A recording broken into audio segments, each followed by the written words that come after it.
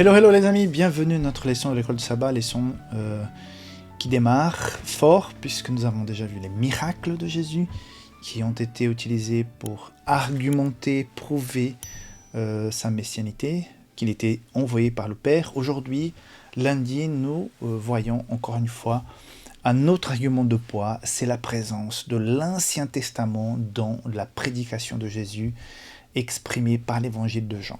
Avant d'avancer, je te rappelle encore une fois que nous sommes dans la semaine Safélis Online avec le catalogue Publication Adventiste. Donc il faut aller sur le site pour trouver énormément de choses beaucoup moins chères. Je voudrais aussi t'inviter, si jamais tu passes par un souci, par un moment difficile, d'envoyer ta demande de prière. Donc en bas de cette vidéo, dans la description, tu as donc un lien qui t'amène sur une page web où tu peux mettre rapidement ta demande de prière et automatiquement ma collègue envoie ça dans le groupe des intercesseurs. Ok? Voilà. Bon, introduction faite, nous passons donc à la leçon de l'école du sabbat d'aujourd'hui. Les Écritures comme source d'autorité. Nous avons vu que les miracles que Jésus a réalisés hier dans la leçon de dimanche, c'était important pour que les gens puissent comprendre, croire, voir, sans que Jésus ait à dire quoi que ce soit. Parce que s'il disait ouvertement qu'il était le Messie, son ministère aurait été arrêté d'un coup par les chefs religieux. Donc Jésus avait besoin de prouver sa messianité par des actes. Par contre, un autre élément important qui est introduit aujourd'hui dans cette stratégie divine pour la prédication de l'évangile par Jésus, c'est l'Ancien Testament. Donc Jésus ne va pas apparaître sans faire aucune référence à l'Ancien Testament. D'ailleurs, il va l'utiliser énormément pour parler des grands hommes qui ont été appelés pour pouvoir commencer la lignée du peuple d'Israël. Il va parler d'Abraham, de Moïse, de David, et plusieurs moments, histoires de l'Ancien Testament, comme c'est le cas, la leçon d'aujourd'hui cite celui du serpent, que les gens ont dû regarder le serpent pour pouvoir recevoir la guérison. Donc Jésus va à plusieurs reprises revenir sur des déclarations de l'Ancien Testament pour faire cette connexion entre son ministère et ce qui a été donc prédit. À savoir que dans l'Ancien Testament, nous avons énormément de références qui expliquent des détails de comment Jésus allait venir, comment les choses allaient se passer, même sur sa mort, sans qu'on puisse briser aucun os de Jésus, qu'on allait partager ses vêtements, qu'il allait naître à Bethléem. Donc, plusieurs choses qui donnaient des indices par rapport à sa personne. Et effectivement, Jésus vient et accomplit toutes ces promesses qui sont dans l'Ancien Testament. Donc, la Bible reste l'Ancien Testament. Et parfois, je peux dire que parfois j'ai un peu plus de plaisir sur certaines histoires de l'Ancien Testament que dans certaines déclarations qui sont beaucoup plus, on va dire, dogmatiques dans les écrits de Paul, par exemple. Je préfère ces histoires qui ont plus d'applications, plus d'exemples.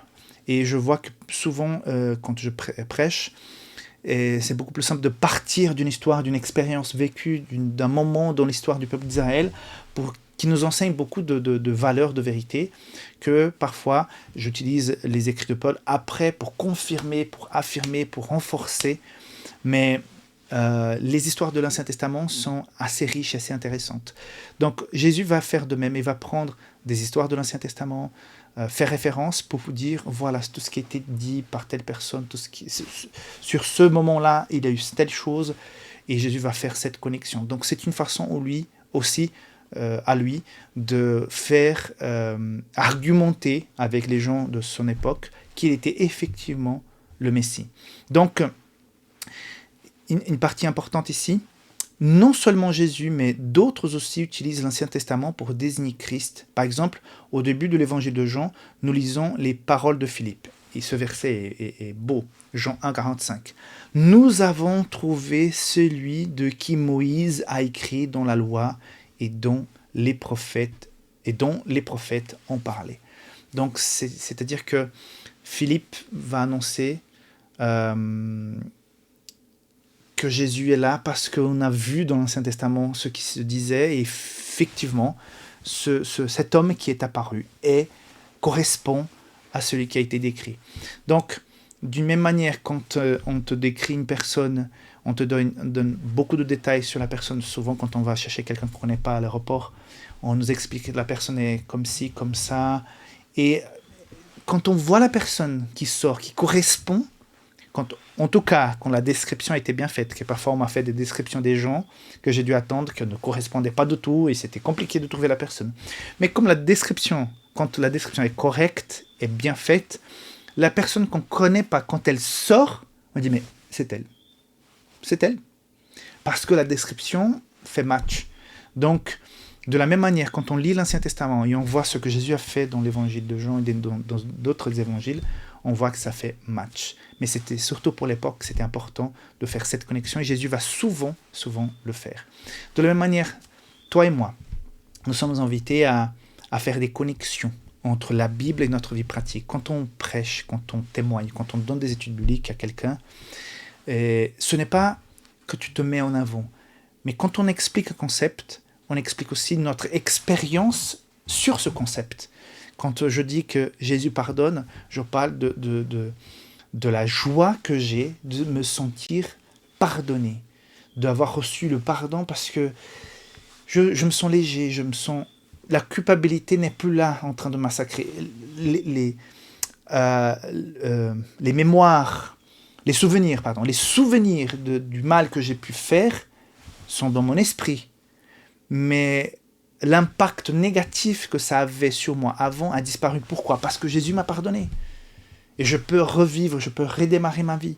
Donc quand on explique des concepts de la parole de Dieu, il faut bien qu'on puisse aussi dire quel est l'impact de ce concept dans notre vie. Donc Jésus est en train de faire ça quand il fait son ministère, quand il vit son ministère, et il fait cette connexion. Voilà mes amis, on se voit demain pour la suite. Que Dieu te bénisse. Bonne semaine. Bye bye.